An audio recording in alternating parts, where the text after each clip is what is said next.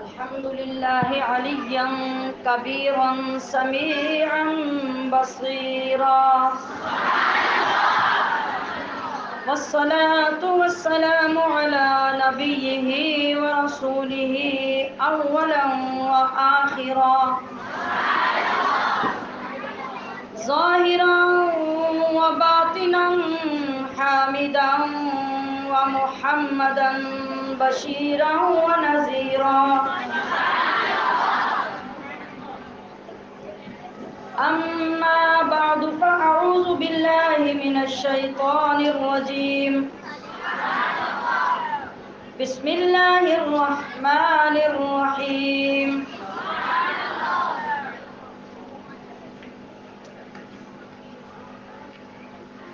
وَلَنَبْلُوَنَّكُمْ بِشَيْءٍ مِّنَ الْخَوْفِ وَالْجُوعِ وَنَقْصٍ مِّنَ الْأَمْوَالِ وَالْأَنفُسِ وَالثَّمَرَاتِ وَبَشِّرِ الصَّابِرِينَ. صدق الله مولانا العظيم وبلغنا رسوله النبي الكريم الأمين. إن الله وملائكته يصلون على النبي يا أيها الذين آمنوا صلوا عليه وسلموا تسلیما.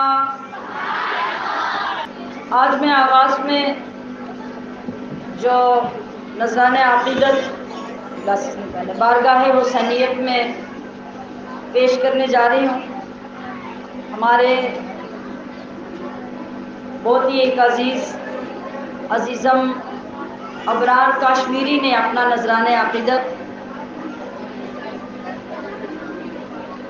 حضرت امام عالی مقام کی بارگاہ میں پیش کیا ہے.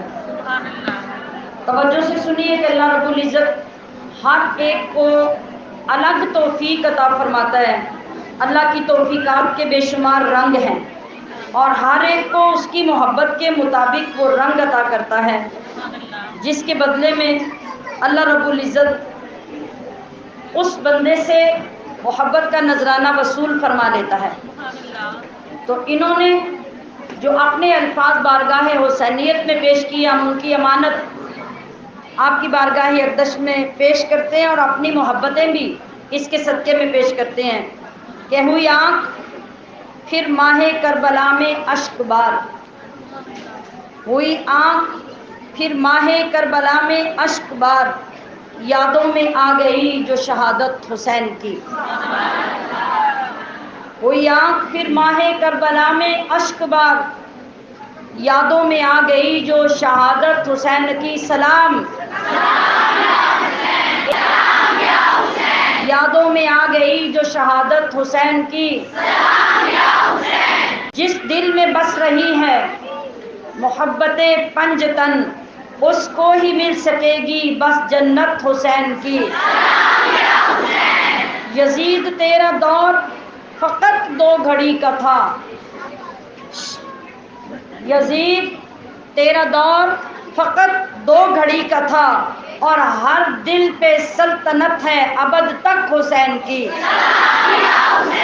ہے اب بھی کھڑی حق کے مقابل یزیدیت، ہے اب بھی کھڑی حق کے مقابل یزیدیت، ہر دور میں ہے دین کو ضرورت حسین کی. اور حسین مصطفیٰ سے ہیں، حسین حسین منی، حضور نے فرمایا وَأَنَا مِنْ حسین، حسین مصطفیٰ سے ہیں اور آپ حسین سے کب جان سکے گا تو حقیقت حسین کی. بہشت کے سردار کا، بہشت کے سردار کا نیزے کے سر پہ سر، سمجھیے غور کیجئے، نیزے کے سر یعنی نیزے کی نوک پر، نوک کو سر کہا گیا ہے، نیزے کی نوک پہ کس کا سر ہے ذرا تصور میں لائیے. وہ جو ساری جنت کے نوجوانوں کا سردار اور بادشاہ ہے. بہشت کے سردار کا نیزے کے سر پہ سر، یوں بھی سنی قرآن نے تلاوت حسین کی۔ اور معراج مومنوں کے لیے سجدہ ہے نماز،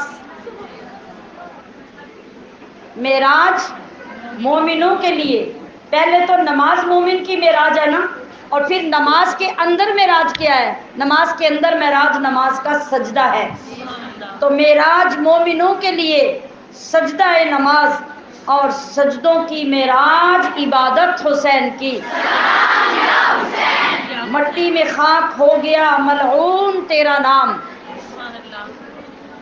مٹی میں خاک ہو گیا ملعون تیرا نام، ہے ہر زباں پہ آج بھی مدحت حسین کی۔ اور ہم سب کے دل کی آواز جو شاعر نے اپنے دل کی بتائی ہے، وہ ہم سب کے دل کی آواز بھی ہے کہ اعمال کے انبار تو پلڑے میں ہے نہیں، کوئی لمبے لمبے سجدے، لمبی لمبی عبادتیں، بے شمار تلاوتیں کہاں کر رہے ہیں ہم تو اپنی زندگی کو ضائع کر رہے ہیں، اور یہ سب کچھ کرنے کے لیے وقت ہی نہیں ملتا۔ ہماری بد نصیبی یہ ہے، مگر کچھ تو اللہ نے ہماری بخشش کا سامان کر دیا۔ وہ کیا کہ اعمال کے انبار تو پلڑے میں ہے نہیں، ابرار کو کافی ہے، ہم سب کو کافی ہے بس نسبت حسین کی۔ ہم سب کو کافی ہے بس نسبت حسین کی۔ سلام یا حسین، سلام یا حسین، سلام یا حسین، سلام یا حسین، سلام یا حسین، سلام یا حسین، سلام یا حسین، سلام یا حسین، سلام یا حسین، سلام یا حسین، سلام یا حسین، سلام یا حسین، سلام یا حسین۔ ہمشیران محترم، آپ یہ بخوبی جانتے ہیں ہمارا جمع ہونے کا مقصد اس خاص دن میں، ان خاص لمحات میں ٹیپیکل طریقے سے صرف واقعات کربلا بیان کر کے چلے جانا یا کسی نہ کسی شہادت کی رودات سنا کے چلے جانا نہیں ہوتا، بلکہ جس مقصد عظیم کے لیے امام عالی مقام نے یہ عظیم شہادتیں پیش کی، کو ریپیٹ کرنا، اس کو یاد کرنا، ری نیو کرنا اور تجدید عہد کرنا مقصود ہوتا ہے۔ تو پھر ہم آج کی گفتگو کو اس موضوع کے تحت کرتے ہیں کہ امام عالی مقام یعنی حضرت حسین کا ذکر بار بار کرنا کیوں ضروری ہے۔ کیا موضوع بتایا میں نے؟ حسین کا ذکر کرنا، بار بار کرنا کیوں ضروری ہے۔ اللہ کی راہ میں واقعہ کربلا سے پہلے بھی بہت ساری قربانیاں تاریخ انسانیت میں اللہ کی بارگاہ میں پیش کی گئی، مگر وہ تمام قربانیاں اللہ کی رضا کے لیے تھی اور انفرادی طور پہ یعنی اکیلی جان کی قربانیاں تھیں جو ہر دور میں اللہ قبول فرماتا رہا۔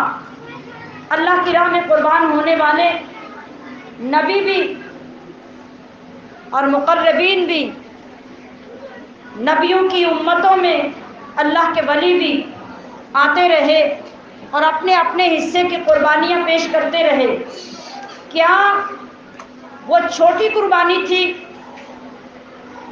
جو اس رب کی رضا کے لیے، رب کے کہنے پر اللہ کے خلیل نے اپنے خوبرو بیٹے کی صورت میں پیش کر دی؟ کیا وہ چھوٹی قربانی تھی کہ اللہ کے فرمانے پر، اس کے طلب کرنے پر حضرت خلیل نے چھری کے نیچے اپنے بیٹے کو لٹا دیا؟ صرف لٹایا نہیں اور انتظار نہیں کیا، کہ شاید اللہ منع کر دے اور کہہ دے خلیل بس کر دے، میں نے تیرا جذبہ دیکھ لیا، تیری صداقت دیکھ لی، تیرا مقام خلیلیت دیکھ لیا. یہ نہیں کیا، بلکہ پورے زور سے چھری چلا بھی دی. یہ تو وہ رب تھا جس نے چھری چلوا کر خلیل اللہ کو پورا یقین دلا دیا کہ میں نے اپنی قربانی پیش کر دی. مگر جب آنکھوں سے پٹی کھلی تو پتہ چلا کہ اسماعیل تو وہ کھڑے ہیں، نیچے دمبا ذبح ہو گیا. مائیں بیٹھی ہیں، ذرا سینے پہ ہاتھ رکھ کے بتائیں یہ چھوٹی قربانی تھی؟ کیا جس ہاجرہ نے اپنے بیٹے کو ہاتھوں سے تیار کر کے بھیجا تھا اس ماں کا جذبہ کم تھا؟ اس ماں کی طاقت اور اس ماں کا ایمان کم تھا؟ کیا وہ چھوٹی قربانی تھی؟ پھر اللہ کی رضا کے لیے اللہ کی راہ میں زکریہ علیہ السلام نے اپنے بدن کو آرے سے چروا لیا. کیا وہ چھوٹی قربانی تھی؟ یحییٰ علیہ السلام نے اپنی جان اللہ کی راہ میں دے دی. کیا چھوٹی قربانی تھی؟ عیسیٰ علیہ السلام نے اپنے آپ کو اپنے رب کے لیے پیش کر دیا. یہودیوں اور عیسائیوں کے عقیدے کے مطابق تو وہ سولی چڑھ گئے. یہ تو اللہ تھا کہ اس نے انہیں سولی سے بچا کے چوتھے آسمان پہ بلا لیا. ہمشیران محترم، یہ ساری قربانیاں تاریخ انسانیت میں اپنا بڑا مقام رکھتی ہیں. مگر میں نے جتنے نام لیے اس کے علاوہ بھی بے شمار قربانیاں ہیں. یہ سب اللہ کو راضی کرنے کے لیے تھی اور اپنے اپنے وقت میں اپنی اپنی جان کی قربانیاں تھیں. جو قربانی آج کے دن ہوئی، جو قربانی 10 محرم کو ہوئی، اس کا ذکر کرنا بھی صرف قربانی کا ذکر نہیں بلکہ اس دن کا ذکر، قربانی کا ذکر، ذکر خدا بشکل حسین ہے.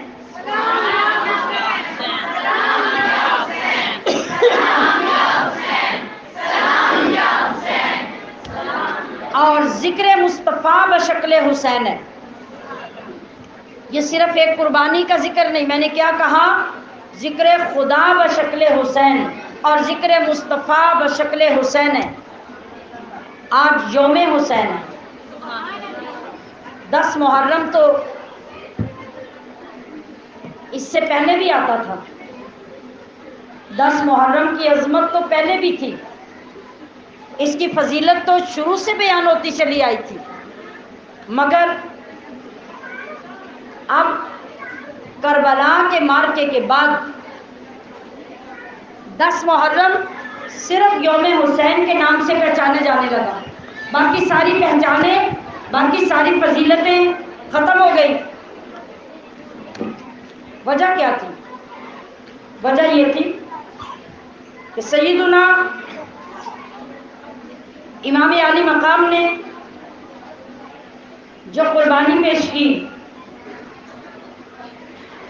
وہ صرف جان کی قربانی نہیں تھی اور صرف اللہ کی رضا حاصل کرنے کے لیے نہیں تھی، بلکہ آپ کی قربانی اجتماعی قربانی تھی، جس قربانی میں بچے بھی تھے، جوان بھی تھے، بوڑھے بھی تھے، خواتین بھی تھی، اپنے بھی تھے، پرائے بھی تھے، غلام بھی تھے، شہزادہ رسول بھی تھے. یہ سب لوگوں کی قربانی جو پیش کی گئی یہ صرف اور صرف اللہ کی رضا کے لیے نہیں تھی، بلکہ یہ جتنے لوگ اللہ کی راہ میں قربان ہوئے اور یہ ساری جماعت جس ایک کام کے لیے مصروف کام تھی اور یہ سب کے سب سرخرو ہوئے، یہ قربانی کس لیے تھی؟ اسلام زندہ ہوتا ہے ہر کربلا کے بعد. اس کربلا کو بپا کرنے کا مطلب کیا تھا کہ یہ سبق میرے نانا کی امت ہر سال ریپیٹ کرتی رہے، اس ذکر کو ہر سال دہرایا جاتا رہے، قیامت تک اس دن میں یہ سبق دہرایا جاتا رہے گا اور ہر دن کے بعد اسلام تازہ ہوتا رہے گا۔ یہ بہت عظیم مقصد تھا، اور امام عالی مقام کا یہ اقدام بہت یونیک، بڑا ڈیفرنٹ، بڑا منفرد اور بڑا اعلیٰ قسم کا تھا، اور اس کے اندر انفرادیتیں کتنی تھیں، عام قربانیوں، عام جنگ کے واقعات اور اس طرح کے مار کے بپا ہونے سے یہ واقعہ، یہ مارکا، یہ جنگ ہر طرح سے مختلف تھی۔ کس طرح آپ دیکھتے ہیں کہ فطری طور پر جہاں پہ بوڑھے لوگ، توجہ میری طرف، میں نے کیا جملہ بولا؟ جہاں پر بوڑھے لوگ ہوں اور جوان بھی ہوں تو منظر کیا ہوتا ہے؟ بوڑھے لوگوں کی وجہ سے جذبے دب جاتے ہیں، وہ تحمل کا درس دیتے ہیں، وہ حلم کا، برداشت کا درس دیتے ہیں، اور دوسری طرف جوانوں کے جذبے، ان کے اندر جوش ہوتا ہے، آپس میں ٹکرا جاتے ہیں، اور پھر جب ان بوڑھوں اور جوانوں کے ساتھ بچے اور عورتیں جہاں پر ہوں، مجھے بتائیے کہ وہاں مار کا آرائی ہو سکتی ہے؟ وہاں پورے جذبوں کے ساتھ جنگ لڑی جا سکتی ہے؟ جس کارواں کے اندر عورتیں اور بچے ہوتے ہیں، ان کی وجہ سے لڑائی کرنے والوں کو بہت ساری چیزوں کا خیال رکھنا پڑتا ہے، دیکھنا پڑتا ہے۔ عورتوں کی کم ہمتی کی وجہ سے، عورتوں کے کمزوریوں کی وجہ سے کیا ہوتا ہے، مرد بھی بعض اوقات کمزور پڑ جاتے ہیں، اور پھر جہاں بچے ہوں تو بچوں کو بچانے کے لیے تو بہت سے اقدام کیے جاتے ہیں۔ اب یہاں کیا منظر ہے، ذرا تصور میں لائیے، جو جنگ کربلا میں ہونے جا رہی ہے، اس جنگ میں کون ہے ذرا مجھے بتائیے؟ کیا صرف جوان ہیں جو اتنے جذبے ہیں؟ بچے بولیے، تو بوڑھے لوگ۔ آپ کو معلوم ہے کہ جو بندہ سب سے پہلے میدان میں نکلا، رسول اللہ کا صحابی، حضرت امام علی مقام کے بچپن کا دوست حبیب بن مظاہر، آپ کو معلوم ہے کہ وہ کس عمر میں تھے؟ وہ آپ کی عمر سے بہت بڑے تھے، 80 سال سے زیادہ عمر تھی۔ جذبہ کتنا ہے کہ سب سے آگے، سب سے پہلے میدان جنگ کی طرف جاتے ہیں، اور اپنے جذبوں کو جوان رکھنے کے لیے انہوں نے کاوش کیا کر رکھی تھی، آپ دیکھ کر سن کر حیران ہو جائیں گے۔ آپ کا بڑھاپا اور کمزوری اس قدر ہو چکی تھی کہ آپ کی یہ پلکیں ڈھلک کر یہاں آ چکی تھی نیچے، کہ انہیں دیکھنے کے لیے پورا زور لگا کے کھولنا پڑتا تھا۔ آپ کے بڑھاپے کا عالم یہ تھا، تو آپ نے کیا کیا؟ سب سے آگے جو گئے، جب دیکھنا ہی مشکل ہے تو گھوڑے پہ بیٹھ کے لڑنا اور میدان جنگ میں جانا، ایسا بندہ کیا کرے گا؟ یہ وہ لوگ تھے جن کے رونگٹے رونگٹے میں عشق مصطفیٰ بھرا ہوا تھا۔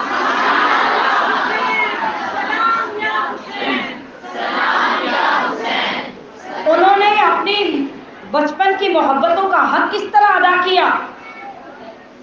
انہوں نے اپنی ان پلکوں کو دھاگا ڈال کر پیچھے کی طرف مستقل باندھ دیا تاکہ مجھے دیکھنے میں دقت محسوس نہ ہو اور میں لڑتے ہوئے کمزور نہ پڑ جاؤں۔ اور اس جمع مردی کے ساتھ جا کے لڑے تھے، کوئی نوجوان بھی اتنا بھرپور مقابلہ نہیں کر سکتا۔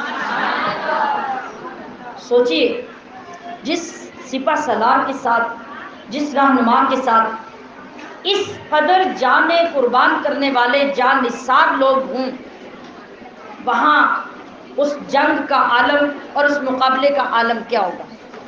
اب وہاں جو منفرد بات تھی، جو بالکل ڈفرینٹ منظر تھا، وہ کیا تھا؟ اللہ تبارک و تعالیٰ نے وہاں رہنے والے، کربلا میں آنے والے لوگوں کی طبیعتوں کو بدل دیا۔ کیسے؟ اگر جوانوں کے جذبے جوان رہتے، بوڑھوں کے جذبے کمزور ہوتے، اور عورتیں اپنی طبیعت کے مطابق چیخو پکار کرتی، اور بچے شور شرابہ دیکھ کر رونا چیخنا شروع کر دیتے، کبھی یہ مار کا سر انجام نہ پاتا۔ اللہ تبارک و تعالیٰ نے امام علی مقام کے ساتھ آنے والے لوگوں کی طبیعتوں کو بدل دیا۔ جتنے بوڑھے تھے ان کے جذبے اللہ نے جوانوں جیسے کر دیے، اور جو جوان تھے ان کے اندر اللہ نے حلم، بردباری اور تحمل پیدا کر دیا، اور جو بچے تھے، بچوں کے اندر، عورتوں کے اندر اللہ نے ایسی جرأت، ایسی ہمت، ایسا صبر پیدا کر دیا جو تاریخ میں کبھی دیکھنے کو نہیں ملتا۔ ہم نے کتنی ماں کو دیکھا، اچانک گھر میں بچے کی میت آ جائے ایکسیڈنٹ ہو کر، ماں پاگل ہو جاتی۔ کتنی بیویوں کو دیکھا، وہ اپنے حواس کھو بیٹھتی ہیں، مجذوب، پاگل ہو جاتی ہیں، حواس قائم نہیں رہتے۔ کبھی کسی نے سوچا ایک خاندان نبوت کے لوگ جو میدان کربلا میں باری باری شہادت کے جام نوش کر رہے تھے، ایک تو یہ بات کہ وہ ایک دو نہیں تھے، دوسری بات یہ کہ انہیں بچا بچا کے نہیں رکھا گیا، کہ مرید آئیں، صحابی آئیں، غلام آئیں، وہ قربان ہوتے رہیں اور گھر کے نوجوان بچے رہیں۔ وہ حسین ہے، حسین جو تاریخ رقم کر رہے ہیں، دنیا کے علماء، دنیا کے پیر حضرات کو وہ سبق دے رہے ہیں۔ اگر اسلام میں رفعت اور بلندی چاہتے ہو، اگر رسول کے قدموں میں کامیابی چاہتے ہو، اگر عرفہ و اعلیٰ مقام پہ فائز ہونا چاہتے ہو، تو لوگوں کی قربانیاں دے کر آخر پہ اپنی قربانیاں پیش نہ کرنا، بلکہ اپنی سچائی، صداقت اور اپنے عرفہ مقام کو پیش کرنے کا تقاضا یہ ہوگا کہ پہلے اپنوں کو قربان کرنا، پھر دوسروں کو جانے کی اجازت دینا۔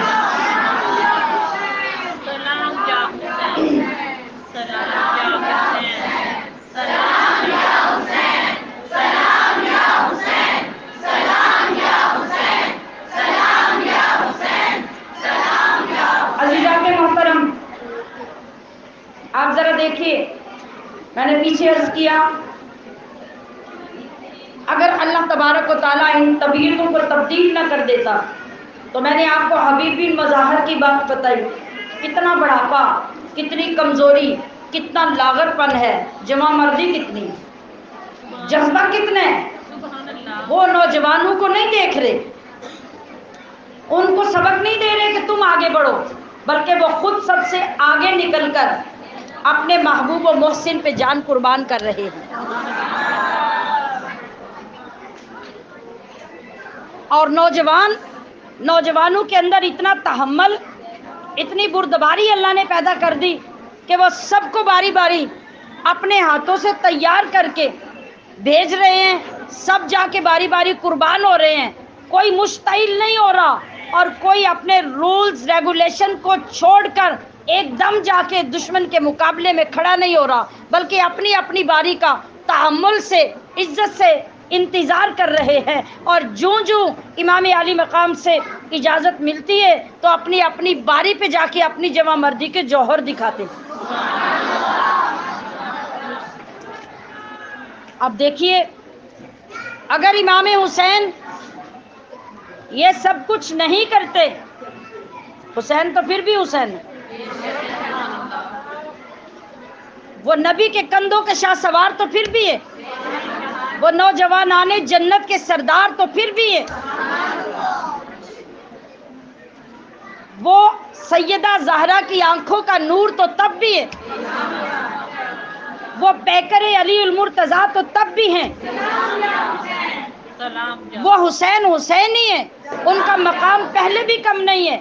مگر اب دیکھیے، جس وقت وہ حسین جو بلندیوں کی معراج پر بچپن سے فائز ہے، پہلے دن جب پیدا ہوا تھا اس دن سے فائز ہے، آج جب منزل در منزل آقا کے دین کی سربلندی کے لیے یہ حسین سفر کرتے ہوئے اپنے جانثاروں کے ساتھ آ رہے ہیں، اور میدان کربلا میں آپ سب کو شان کے ساتھ، باری کے ساتھ، پورے حوصلے، پورے تحمل، پورے وقار کے ساتھ اپنے ہاتھوں تیار کر کر کے قربان کر رہے ہیں۔ ارے جب حسین پہلے بھی حسین تھا، اس کا ثانی پہلے بھی کوئی نہیں تھا، اس کی نظیر اور اس کے برابر آنے والا پہلے بھی کوئی نہیں تھا، تو اب آپ جانتے ہیں کہ جس وقت حسین نے عباس علمدار کو بھیجا، حسین تو پہلے بھی حسین تھا، مگر جب ان کے بھیجنے پر علمدار قربان ہو جاتے ہیں، شہید ہو جاتے ہیں، حسین کا درجہ پہلے سے بھی اونچا ہو جاتا ہے۔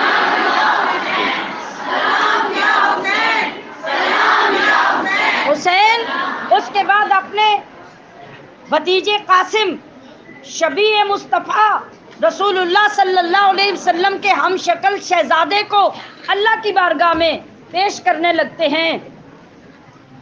آنکھوں میں آنسو آتے، کہتے مولا ہم سب جب یہ چاہتے تھے کہ تیرے محبوب کی زیارت کریں تو ہم قاسم کو بلا کر زیارت کر لیا کرتے تھے، یہ ہمارے پاس ایک واحد سہارا تھا تیرے محبوب کا دیدار کرنے کے لیے۔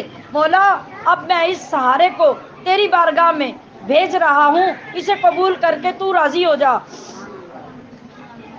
اب سوچئے کہ جب امام عالی مقام نے حضرت قاسم کو بھیجا، قربان کیا، تو حسین تو پہلے حسین تھے، اب دوبارہ جب ہم شکل مصطفیٰ کو بھی اللہ کے دین پہ قربان کر دیا تو اب حسین پہلے سے بھی زیادہ بلند ہو گئی۔ شہزادہ علی اکبر کو بھیجا تو حسین کا مقام اور بلند ہو گیا، اولا محمد کو بھیجا، حسین کا مقام اور بلند ہو گیا۔ رسول اللہ کے صحابہ باری باری اپنی جانیں قربان کرتے رہے، ہر ایک کی قربانی کے بعد حسین کا مرتبہ بلند ہوتا گیا۔ سلام یا حسین، سلام یا حسین، سلام یا حسین، سلام یا حسین، سلام یا حسین، سلام یا حسین۔ اور آپ جانتے ہیں کہ میدان کربلا کی سب سے عظیم قربانی، سب سے انوکھی شہادت، سب سے نرالی شہادت، سب سے معصوم شہادت جب امام علی مقام نے اپنے ہاتھوں پہ رکھ کے اللہ کی بارگاہ میں پیش کی، اس وقت حسین اور بلند ہو گیا، حسین کا مقام اور اونچا ہو گیا، اور جب تمام کے تمام باری باری قربان ہوتے ہوتے کوئی بھی باقی نہیں رہا، اور جب سب سے آخر پر خود امام علی مقام نے اپنی جان آفریں کے سپرد کی، تو ذرا سوچئے اس وقت حسین کتنی بلندیوں پہ فائز تھا، حسین کتنی بلندیوں پہ فائز تھا۔ یہی وجہ ہے آج اگر ہم امام علی مقام کے ان تمام کارناموں کو، ان تمام معراجوں کو، ان تمام بلندیوں اور رفعتوں کو بیان کرتے ہیں تو کیوں کرتے ہیں؟ تاکہ ہمارے سوئے ہوئے عزائم بیدار ہو جائیں، ہمارے ارادے جاگ جائیں، ہم جو غفلتوں کا شکار ہو جاتے ہیں ہم اس سبق کو ہر سال ریپیٹ کریں، اور ریپیٹ کرنے کا مجھے بتائیے کہ فائدہ کس کو ہے؟ اگر ہم کبھی بھی ذکر حسین نہ کریں تو حسین کو کوئی فرق نہیں پڑتا، اگر ہم کبھی بھی آپ کے ذکر کی محفل نہ سجائیں تو یاد رکھیے امام علی مقام کے مقام میں، منصب میں، شان میں رفعت میں، عروج میں کوئی فرق نہیں پڑتا، مگر جب کبھی ہم جیسوں کو یہ سعادت نصیب ہو جائے کہ ہم اپنی ان زبانوں سے ذکر کر کے، اپنی ان آنکھوں سے ایک آنسو بھی بہا لے، خدا کی قسم زمین سے آسمان تک ہمارے نصیب بلند ہو جاتے ہیں، ہمارے مقدر چمک اٹھتے ہیں، ہمارے لیے جنت لازم ہو جاتی ہے، ہماری بخشش کا سامان ہو جاتا ہے، ہمیں دین کی سمجھ آنے لگ جاتی ہے۔ تو اس سبق کو ریپیٹ کرنے سے حضرت امام علی مقام کی ذات کو فرق نہیں پڑتا، ہمیں بڑا فرق پڑتا ہے۔ ہمیں کیا ہوتا ہے؟ ہمیں بڑا فرق پڑتا ہے۔ اس لیے اگر ہمارے نصیب میں یہ دولت آئی ہے کہ ہم امام علی مقام کا ذکر کر کے اپنے مقدر بیدار کرتے ہیں، اپنے مقدر سنوارتے ہیں، تو پھر ہمیں اس سبق کو، اس عزم کو، اس سعادت کو ساتھ لے کر جانا ہوتا ہے۔ ہمارے جمع ہونے کا یہ مطلب ہے کہ ہم کوئی چیز لینے آتے ہیں۔ میں نے آغاز میں عرض کیا آپ کی خدمت میں کہ آپ سب لوگ خراب موسم کے باوجود گھروں سے نکلے، یقیناً بہت سے لوگ جب گھروں سے نکلے ہیں تو وہاں بارش ہو رہی ہوگی، راستوں میں پانی کھڑا تھا، کنوینس کا پرابلم تھا، کچھ لوگ لوکل آئے، کچھ لوگ اپنی گاڑیوں پہ آئے۔ یہ بات بڑی امپورٹنٹ ہے، یہ کون سی چیز آپ کو لے کر آئی یہاں؟ بتائیے، اپنی زبانوں سے بتائیے، اونچی بولیے، آپ نے کیوں سفر کیا؟ محبت حسین میں۔ لیکن جو آج پوائنٹ میں آپ کو سمجھانا چاہتی ہوں، اسے اپنے اندر محفوظ کر لیجئے، یہ بہت فائدہ مند ہوگا۔ ہم بہت ساری محبتیں کرتے ہیں، ہمارے دلوں میں بہت سی چیزوں کی، بہت سے لوگوں کی محبتیں ہوتی ہیں، مگر ہر محبت کے تقاضے ہم پورے نہیں کرتے۔ کبھی ہم اپنی اولاد سے بڑی محبت کر رہے ہوتے ہیں اور کیا کرتے ہیں، اس محبت میں کبھی ہم وہ غلط کام کر جاتے ہیں، محبت کے ہاتھوں مجبور ہو کے، جو ہماری محبت ہی ہماری اولاد کو نقصان دے دیتی ہے۔ بتائیے، ایسا ہوتا ہے کہ نہیں؟ جس طرف یہ بیزاری اور گفتگو کی آوازیں آ رہی ہیں، آپ اچھی طرح جانتے ہیں کہ یہ ہمارے ماحول کے مطابق چیزیں نہیں ہیں۔ ہماری محافل کے آداب یہ نہیں ہوتے کہ اونچی سانس بھی کسی کی آئے اور بات کرنا تو بڑے درکنار ہے۔ اگر کچھ نئے لوگ ماحول کو سمجھ نہیں پا رہے تو میں ریکویسٹ کر رہی ہوں کہ اپنے آپ پہ کنٹرول کریں۔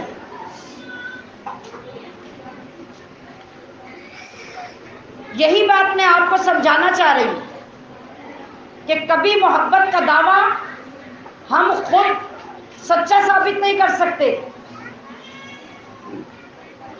اور ہم اپنی ہی محبت کے ہاتھوں اپنے محبوب کا نقصان کر دیتے ہیں۔ ماں اولاد سے دشمنی رکھتی ہے؟ جی؟ پیار کرتی ہے؟ محبت کرتی ہے؟ اور دنیا یہ کہتی ہے کہ ماں سے زیادہ پیار کوئی نہیں کرتا، اور اسی کے برعکس دنیا یہ بھی کہتی ہے کہ اس بچے کو ماں نے بگاڑا ہے۔ ماں دشمن تھی بچے کی؟ کیوں بگاڑا؟ ماں نے بچے کو کیوں بگاڑا؟ سمجھیے، یہ بہت گہرا پوائنٹ ہے۔ کیوں لوگوں نے یہ بلیم کیا کہ یہ ماں نے بچے کو بگاڑا ہے؟ ماں کو پیار تو واقعی تھا، ماں کو بچے سے محبت تو واقعی تھی، مگر ماں محبت کے تقاضوں سے واقف نہیں تھی، ماں کی تربیت نہیں تھی کہ بچے سے پیار کیسے کیا جاتا ہے، بچے کی محبت کے تقاضے کیا ہیں۔ آپ کی محبت کا اظہار یہ ہے کہ آپ کا بچہ جب معاشرے میں باہر نکلے تو وہ ایک شاہکار بن کے نکلے، لوگوں کے لیے قابل رشک ہو، ایک ڈیسنٹ، ایک تربیت یافتہ، ایک اعلیٰ مزاج کا، اعلیٰ تربیت کا حامل بچہ بن کے معاشرے میں آئے، دنیا دیکھ کر پکارے کہ یہ فلاں ماں کا بیٹا ہے۔ تو جس ماں نے اپنی محبت کی زیادتی کی وجہ سے اپنے بچے کی زندگی تباہ کر دی، آپ اس سے بھی کہیں گے، وہ کبھی نہیں کہے گی مجھے دشمنی تھی، وہ کہے گی مجھے تو اپنے بیٹے سے ساری دنیا سے زیادہ محبت ہے۔ بھئی محبت ہے تو پھر یہ کیا کیا؟ ایسا کیوں کیا؟ ایسا اس لیے کیا کہ اس ماں کو محبت کے تقاضوں کا علم نہیں تھا۔ اس ماں کو یہ پتہ نہیں کہ میرا بچہ کیا کھا کے صحت مند ہوگا اور کیا کھا کے بیمار ہوگا۔ بچے نے ضد کی، ماں ہار گئی اور اس نے جو بچے نے مانگا دے دیا۔ موسم تھا تب بھی کھلا دیا، نہیں تھا تب بھی کھلا دیا، بچہ بیمار تھا تب بھی دے دیا، صحت مند تھا تب بھی دے دیا۔ نتیجہ کیا نکلا؟ بچے کی صحت برباد ہو گئی، بچے کی عادتیں برباد ہو گئی، بچے کی تربیت نہ ہو سکی، وہ ایک اچھا انسان نہ بن سکا۔ محبت تھی مگر محبت کی ڈائریکشن ٹھیک نہیں تھی، محبت کے تقاضے ٹھیک نہیں تھے۔ تو بلا تمثیل سامعات محترم، میں آپ کو بتانا یہ چاہتی ہوں، آپ آئے محبت سے ہیں، سفر محبت سے کیا ہے، کرایہ محبت میں خرچ کیا ہے، آپ کے ختم پاک کے لیے اپنے ہدیے محبت میں پیش کیے ہیں، مگر ہماری محبت کی ڈائریکشن ٹھیک نہیں ہے۔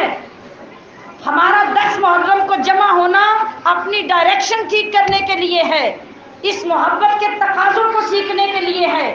ارے امام عالی مقام نے یہ نہیں کہا تھا کہ بس تم میرے لیے جمع ہو جانا، بس تم میرے لیے لنگر پکا لینا، بس تم میرے لیے سبیلے لگا لینا۔ آپ نے کبھی یہ نہیں کہا تھا کہ میرے لیے صرف قرآن پڑھ کے ایصال ثواب کر لینا، نہیں نہیں۔ امام عالی مقام نے حضرت امام زین العابدین کو لے کر، حضرت علی اکبر کو لے کر، علی اصغر کو لے کر، اپنے بھانجو اولو محمد کو لے کر، ان سب کو ساتھ ساتھ رکھ کر بتایا کہ لوگوں جب دین پر، میرے نانا کے دین پر حرف آنے لگے، قربانیوں کی ضرورت پڑے، تو مجھے اس انداز میں یاد کرنا کہ میں نے قربان کرنے کے لیے اپنے گھر میں کسی کو باقی نہیں چھوڑا، ایک ایک بچے کو، ایک ایک جوان کو، ایک ایک طاقت کو ساتھ لے کر چلا ہوں، حتیٰ کہ اپنے نانا کی امت کی بیٹیوں، بہنوں اور ماں کے لیے میں اپنی بہن زینب کو ساتھ لے کر چلا ہوں کہ وہ کردار ادا کرے گی جس کا آغاز سیدہ خدیجہ نے اپنے زمانے میں شروع کیا تھا، آج اس نواسی نے آ کے اس کردار کو مکمل کر کے پایا، تکمیل تک پہنچایا۔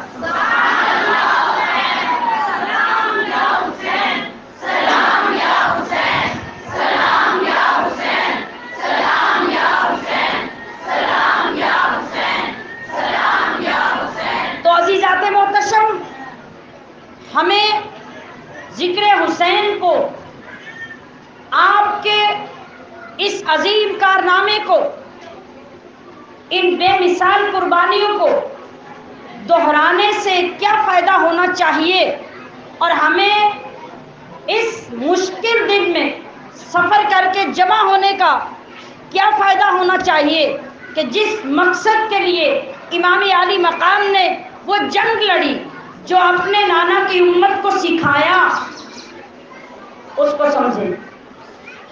میں نے عرض کیا کہ جتنی چیزیں ہم کر کے سمجھتے ہیں کہ ہم نے امام عالی مقام کی محبت کا حق ادا کر دیا، یہ محبت کا حق نہیں ہے، یہ محبت کی ڈائریکشن غلط ہے، اس سے محبت کا حق ادا نہیں ہوتا، اس سے اسلام کو فائدہ نہیں ہوتا، اس سے آپ کی قربانیوں کا حق ادا نہیں ہوتا۔ کس سے حق ادا ہوتا ہے؟ ہماری گودوں میں پلنے والے حضرت امام حسین کی تربیت کا عکس جمیل بن جائے، ہمارے گھروں میں تربیت پانے والی اولادیں حضرت امام عالی مقام کے مشن کے لیے کھڑے ہو جائیں، ہماری مائیں، بہنیں، بیٹیاں سیدہ زینب کا زندہ کردار بن جائیں۔ اور کیا ہو، امام عالی مقام نے یہ سب کیوں کیا؟ اس لیے کیا کہ دوسری طرف جو یزید تھا وہ یزید نہیں تھا، وہ یزیدیت تھی، اس طرف حسین نہیں تھا، حسینیت تھی، یہ دو فرد نہیں رہے، یہ دو کردار بن گئے۔ جس طرح ہمیں شیطان سے بچنے کا، پناہ لینے کا حکم دیا گیا، تو وہ شیطان کوئی بندے کی طرح نہیں، کسی جانور کی طرح نہیں، اس کا کوئی جسم نہیں، اس کی کوئی شکل نہیں۔ شیطان سے مراد کیا ہے کہ شیطانی قوتوں سے پناہ لینا، شیطانیت سے بچنا، شیطانی کاموں سے بچنا، شیطانی ارادوں سے بچنا، شیطانی خواہشات سے بچنا، یہ شیطان سے بچنا ہے۔ بالکل اسی طرح حضرت حسین کے نقش قدم پہ چلنا کیا ہے؟ حسینیت کو اختیار کرنا اور یزیدیت کو مسترد کر دینا۔ یزیدیت میں کیا تھا؟ باطل تھا، ظلم تھا، جبر تھا، برائی تھی، بے حیائی تھی، فحاشی تھی، اسلامی احکام کی دھجیاں اڑائی جا رہی تھی، ان کا مذاق اڑایا جاتا تھا، محرم عورتوں کے ساتھ نکاح کیے جا رہے تھے، شراب نوشی کو حلال کیا جا رہا تھا۔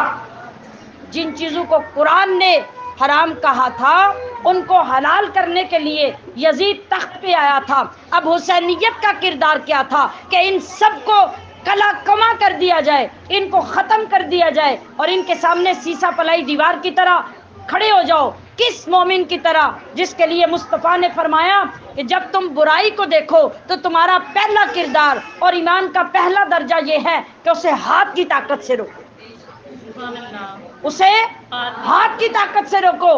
اور اگر اتنا ایمان مضبوط نہیں تو پھر دوسرا درجہ کیا ہے کہ کیا کرو؟ زبان سے برائی کو روکو۔ تو آپ مجھے بتائیے کہ امام عالی مقام پہلے درجے کے مومن تھے یا دوسرے درجے کے؟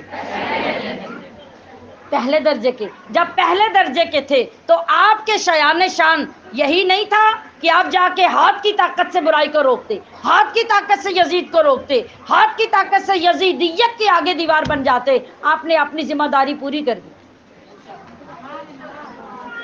یہ حسینیت تھی، آپ نے وہ ذمہ داری پوری کر دی اور یہ نہیں کہا کہ میرے نانا کی امت کی عورتیں یہ سوچیں کہ یہ صرف مردوں کا کام ہے، یہ مرد کریں گے، یہ ہمارا کام نہیں۔ آپ نے کہا قیامت تک کے لیے ہر عورت کا سر فخر سے بلند ہو جائے گا کہ جہاں میرے مصطفیٰ کے لیے قربانی کی بات آ جائے گی، جہاں میرے محمد کے لیے، دین کے لیے کوئی حرف آئے گا اور شریعت خراب ہوتی نظر آئے گی، تو اگر آپ کی نواسی ہم شکل خدیجۃ الکبریٰ سیدہ زہرا کی نور نظر حضرت زینب الکبریٰ کھڑی ہو سکتی ہیں، وہ درباروں میں جا کے خطاب کر سکتی ہیں، کوفے اور دمشق کے بازاروں میں جا کے اعلانات کر کے اپنے نانا کے دین کا پرچم بلند کر سکتی ہیں، کس وقت؟ جب آپ کے آگے آگے نیزوں کے نوکوں پر بھائی کا سر ہے، بتیجوں کے سر ہیں، بھانجوں کے سر ہیں، بیٹوں کے سر ہیں، یہ وہ ماں، یہ وہ پھپھی، یہ وہ بہن ہے کہ ان کے پیچھے چلتے ہوئے بھی مصطفیٰ کے دین کا نام بلند کر رہی۔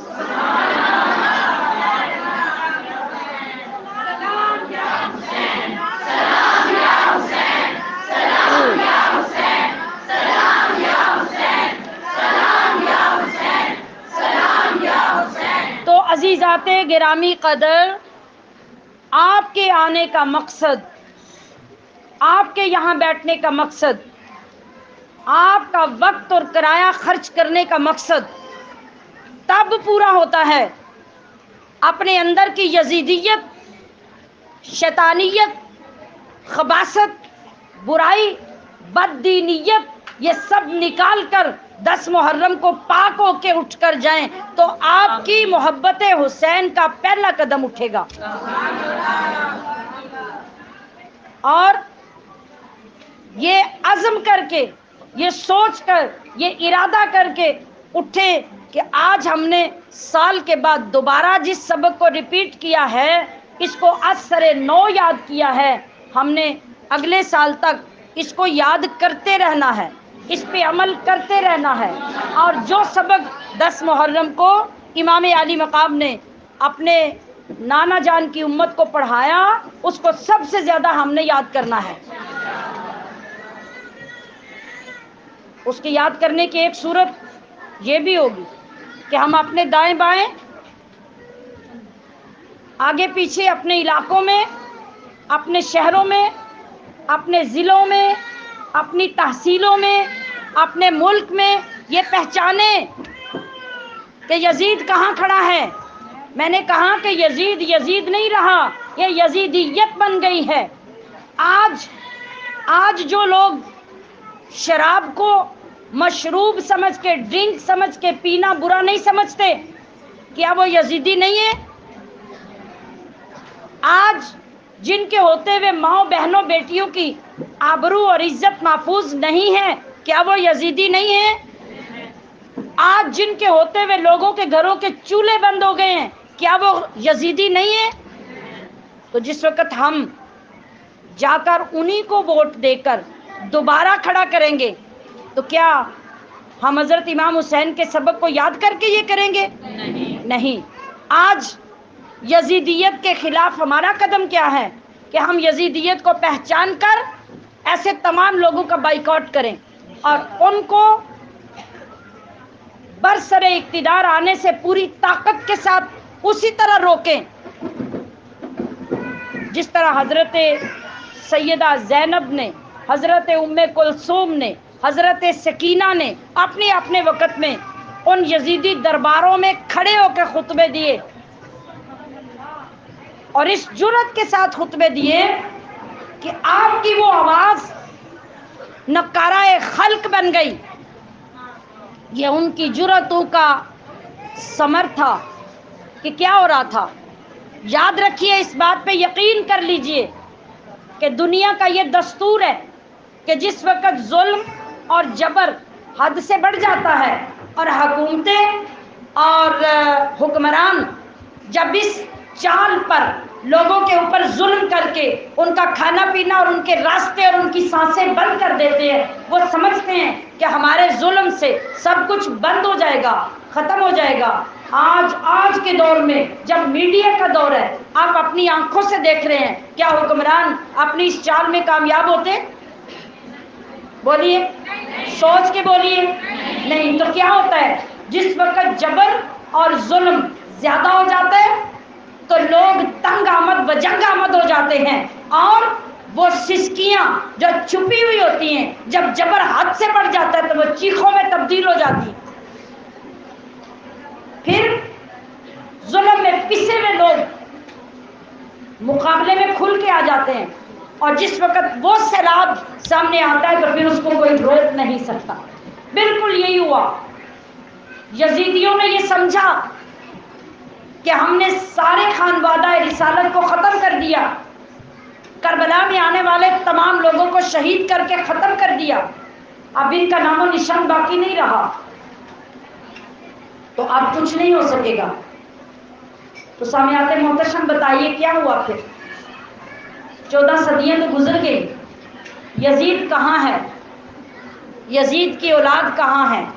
यजीद का ख़ानदान कहाँ है? यजीद की हुकूमत कहाँ है? यजीद का दरबार कहाँ है? उसकी आबरू कहाँ है? उसकी इज्जत कहाँ है? अरे आज अगर जाहिर में है तो इज्जत हुसैन है, अगर बातिन में है तो इज्जत हुसैन है। आज नारे हुसैनियत के लगते हैं, यजीदियत के नहीं लगते। आज कलिमा वो बुलंद किया जाता है जो नेज़े की नोक पे इमाम हुसैन ने सुनाया था, और यही बात थी कि यजीद ने अकड़ कर जब दरबार में कहा कि तुम्हारा तो नामो निशान खत्म हो गया, अब तुम्हारा तो नाम लेने वाला भी कोई नहीं होगा। अभी ये बात खत्म की थी, उधर मस्जिद में अजान जब हुई तो मुअज्जिन ने कहा अशहदु अन्ना मुहम्मदुर रसूलुल्लाह।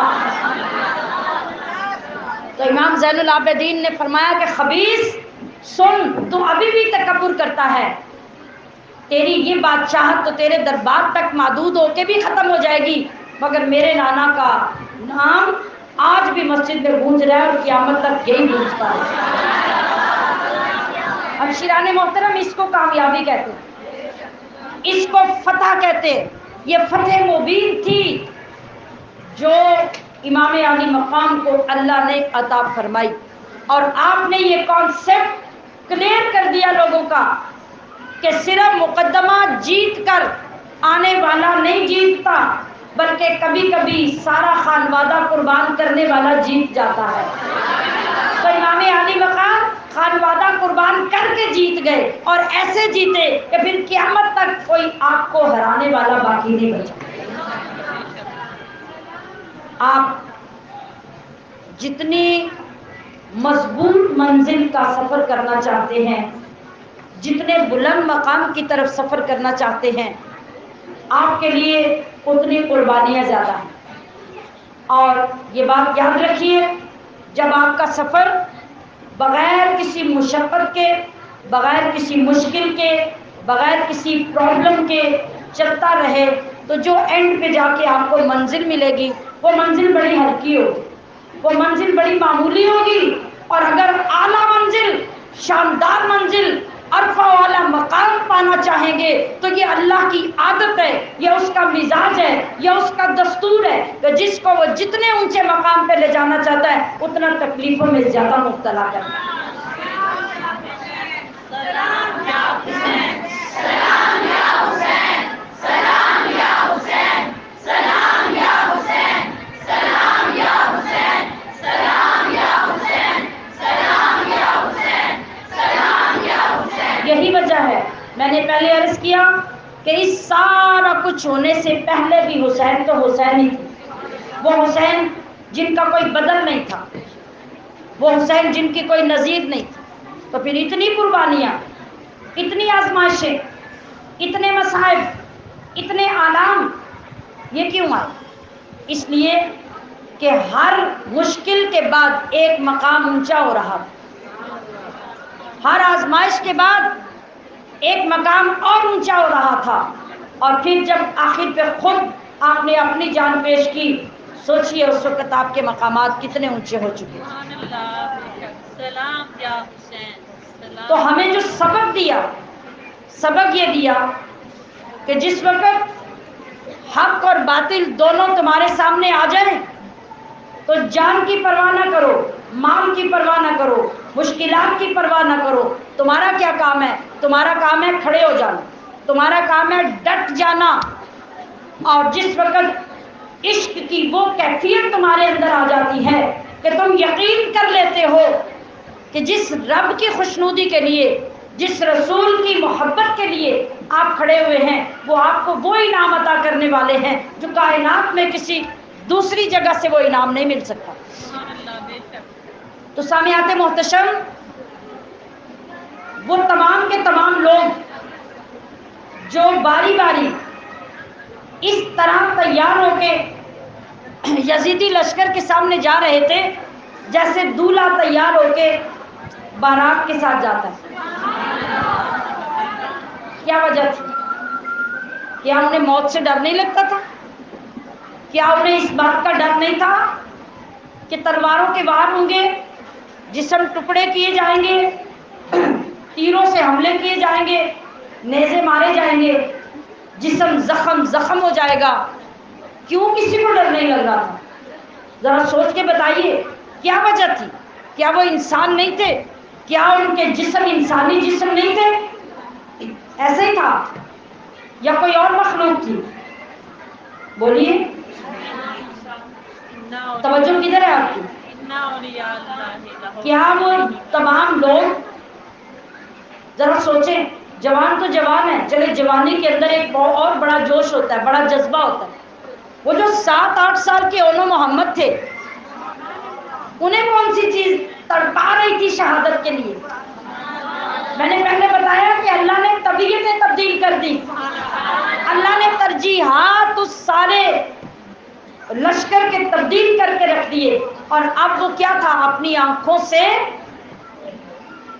اپنی شہادتوں کو اپنی جنت کے داخلے سمجھ کر دیکھ رہے تھے، اور وہ دیکھ رہے تھے کہ ہماری جسموں پر تلوار نہیں چل رہی، ہمارے جسموں پہ تیروں کے حملے نہیں ہو رہے، بلکہ ہمارا سفر جنت کی طرف بڑھ رہا ہے۔ جب حضرت قاسم جا کے اپنے گھوڑے سے حملہ کرتے ہوئے گرے اور اپنے آپ کو سنبھال نہ سکے، آخری بار ہوا تو آپ کا جسم مبارک گھوڑے سے نیچے گرا، آواز دی، چچا جان مجھے سنبھال لیں۔ حضرت امام علی مقام قریب ہی تھے۔ آپ جب آگے بڑھے اور حضرت قاسم کو اٹھا کر اپنے سینے سے لگایا، آخری سانسیں چل رہی تھی، کہا اے قاسم تم گھبراؤ نہیں، ہماری آزمائش کا بہت تھوڑا وقت رہ گیا ہے۔ تو حضرت قاسم نے جواب دیا کہ چچا جان میں گھبرا نہیں رہا، بلکہ میں تو زیارت کر رہا ہوں کہ نانا مصطفیٰ اور دادا علی مرتضیٰ یہ تو میرے سامنے مجھے لینے آئے کھڑے ہیں، بلکہ وہ تو یہ کہہ رہے ہیں کہ آپ حسین سے بھی کہو کہ حسین آپ بہت جلد ہمارے پاس آ جائیں، اب ہم آپ کا بہت دیر سے انتظار کر رہے ہیں۔ اور یہی وقت تھا کہ پے در پے شہزادے قربان ہوئے۔ تو ظہر کے وقت میں حضرت امام علی مقام بھی اپنے خاندان سے جا ملے۔ تو وہ لوگ تھے جو اس وقت اپنی کھلی آنکھوں کے ساتھ اپنے جنت کے محلات اور اپنے رب کے دیدار میں محو تھے۔ یہ وجہ تھی کہ انہیں نہ تو یزیدی لشکر نظر آ رہا تھا، نہ موت سے گھبراہٹ ہو رہی تھی، بلکہ موت سے زیادہ محبوب اس وقت ان کی آنکھوں میں کوئی چیز تھی۔ تو پتہ کیا چلا کہ جس وقت انسان اپنے آپ کو ایک سچے مشن کے لیے پیش کر دیتا ہے تو اللہ کی مدد، اللہ کی رحمت اور خود اللہ کی ذات اس کے ساتھ ہو جاتی ہے۔ اس کا منظر کچھ اور ہوتا ہے، باہر کے لوگوں کی آنکھیں کوئی اور منظر دیکھ رہی ہوتی ہیں۔ یہ وجہ ہے کہ وہ مشتاق ہو جاتا ہے کہ بہت جلد میرے اوپر وہ وقت آ جائے کہ میرے اوپر چھریاں چلیں، تلواریں چلیں، تیر چلیں، تو مجھے کوئی پرواہ نہیں، اس لیے کہ میری آنکھیں تو میرے اپنے رب کا دیدار کر رہی ہیں۔ جب یقین کامل نصیب ہو جاتا ہے تو یاد رکھیے پھر اللہ کریم اس منصب سے سرفراز کر دیتا ہے۔ تو یہ دن ایسے منصب حاصل کرنے کا دن ہے اور وہ سبق یاد کرنے کا دن ہے جو سبق امام علی مقام نے ہمیں ان کاموں کے لیے پڑھائے۔ یہ سارا مارکا اور آپ کا یہ سارا مشن اس لیے تھا کہ ہم اگر محبت کا اعلان کریں تو اپنی محبت کی ڈائریکشن ٹھیک کریں اور ان کاموں کے لیے اپنے آپ کو تیار کریں جن کاموں کے لیے امام علی مقام نے اپنا آپ پیش کر دیا۔ اور اگر ہم واقعی اپنی محبتوں کے رخ ٹھیک کرنے میں کامیاب ہو جائیں تو پھر ہمارے لیے جو اس بارگاہ اقدس سے انعام ہوگا، آپ جانتے ہیں کہ وہ انعام کیا ہوگا؟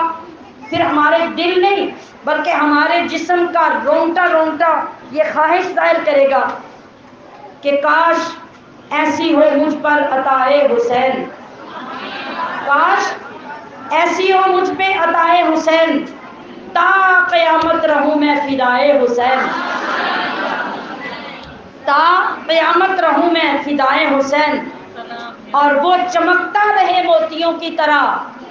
یہ میری دعا ہے آپ سب کے لیے کہ وہ چمکتا رہے موتیوں کی طرح جو تیرے غم میں آنسو بہائے حسین، سلام یا حسین، سلام یا حسین،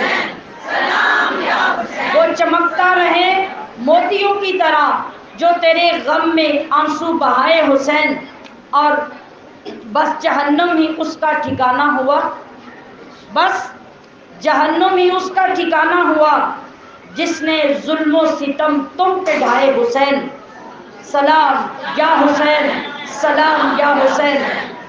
اور سامنے تھے عدو، عدو یعنی دشمن، سامنے تھے عدو پھر بھی رب کے لیے، سامنے تھے عدو پھر بھی رب کے لیے رکھ کے سجدے میں سر مسکرائے حسین،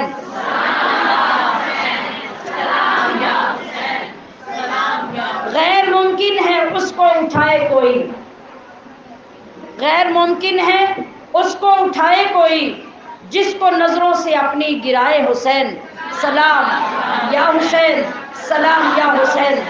اور گوشائے دل سے محسوس کیجئے، گوشائے دل سے آواز آتی ہے یہ، آپ اپنے دلوں سے محسوس کیجئے کہ میں کیا کہنے والی ہوں۔ گوشائے دل سے آواز آتی ہے یہ، یاد آئے تو بس یاد آئے حسین، یاد آئے تو بس یاد آئے حسین، گوشائے دل سے بس آواز آتی ہے یہ، یاد آئے تو بس یاد آئے حسین، سلام یا حسین، سلام یا حسین۔ اور فکر کا دائرہ مولا کر دے وسیع، یا اللہ ہماری سوچیں، ہماری فکریں، ہمارے ارادے اتنے بڑھا دے، اتنے وسیع کر دے کہ کیا ہو جائے، فکر کا دائرہ مولا کر دے وسیع۔ یہ دعا ہے برائے ثنائے حسین، یہ دعا ہے برائے ثنائے حسین، سلام یا حسین، سلام یا حسین۔ اور دعا کیا ہے؟ اگر یہ سب نصیب ہو گیا تو سمجھ لیں ہو گئی میری سب مشکلیں پل میں دور، ہو گئی میری سب مشکلیں پل میں دور، جب غموں میں لگائی صدائے حسین۔ اور تیرے دربار سے جو بھی وابستہ ہے، اے امام عالی مقام، تیرے دربار سے جو بھی وابستہ ہے، کیوں وہ پھر غیر کے در پہ جائے حسین، سلام یا حسین، سلام۔ اور تاج شاہوں سے بڑھ کر بھی اوقات ہو، جو بادشاہوں کے تاج ان کو پہنائے جاتے، ان سے بڑھ کے کس کی اوقات ہو سکتی ہے؟ تاج شاہوں سے بڑھ کر بھی اوقات ہو، رکھ لو سر پہ اگر خاک پائے حسین، رکھ لو سر پہ اگر خاک پائے حسین، سلام یا حسین، سلام یا حسین، سلام یا حسین۔ اور فکر جنت کرے اسجد خستہ کیوں، لکھنے والے کی طرف سے الفاظ پیش کر رہی ہوں۔ فکر جنت کرے اسجد خستہ کیوں، ہاتھ میں جب ہو اس کے ردائے حسین، سلام یا حسین، سلام یا حسین، سلام یا حسین۔ اللہ رب العزت آج کے ہمارے یہ چند الفاظ قبول کر کے ہمارے دلوں کے قبلے تبدیل کر دے، ہماری محبتوں کے رخ تبدیل فرما دے۔ اور آج اس مشکل گھڑی میں، مشکل وقت میں، مشکل موسم میں، واقعی جب آپ محبت حسین کا نعرہ لگا کر آئے ہیں تو پھر اس محبت میں اپنے آپ کو پختہ بھی کر لیجئے، اور جن باتوں کو آج ہم نے سن کر سمجھنے کی کوشش کی، اللہ رب العزت کی بارگاہ میں دعا کر لیجئے، یہ توفیق مانگ لیجئے کہ اللہ واقعی ہمیں امام عالی مقام کے محبت کرنے والوں میں شامل فرما دے۔ اللہ پاک ہمیں آپ کے غلاموں میں صحیح معنوں میں شامل فرما دے، اور خاص طور پر ہمارا خواتین کا ذکر امام عالی مقام کرتے ہوئے اس وقت تک مکمل نہیں ہوتا جب تک ہم چادر زینب کو تھام کر اور آپ کی چادر کا واسطہ دے کر اللہ کی بارگاہ میں اپنی پاک دامنی نہ مانگ لیں، اپنی غیرت نہ مانگ لیں، اور سیدہ زینب کے وہ جذبے طلب نہ کر لیں جن کے ذریعے آپ نے اپنے بھائی کا ساتھ دے کر زمانے بھر کی بہنوں کو بتا دیا کہ اگر کسی بھائی سے محبت کرو تو میری محبت کو یاد رکھ کے ایسی مثال قائم کر دو کہ تمہارے بعد آنے والی بہنیں اپنے بھائیوں سے ایسی محبت کریں کہ ان کی محبتیں دین اسلام کے پرچم کو بلند کریں، اور ان کی محبتوں کے صدقے نہ صرف یہ کہ ہر بیٹی کی پاک دامنی محفوظ ہو بلکہ اسلام کی عزت بھی محفوظ ہو جائے۔ اللہ رب العزت ہماری ان جذبوں کو اپنانے میں مدد فرمائے، ہمیں پاکیزہ جذبے عطا فرمائے، اور میرے سامنے جتنی بیٹیاں، جتنی بہنیں بیٹھی ہیں، اللہ پاک اپنے کرم سے ان سب کو حیا، شرم، پاک دامنی، عفت اور عصمت عطا فرما۔ اے اللہ ہماری اس حاضری کو اپنی بارگاہ میں قبول فرما۔ وآخر دعوایا ان الحمد للہ رب العالمین۔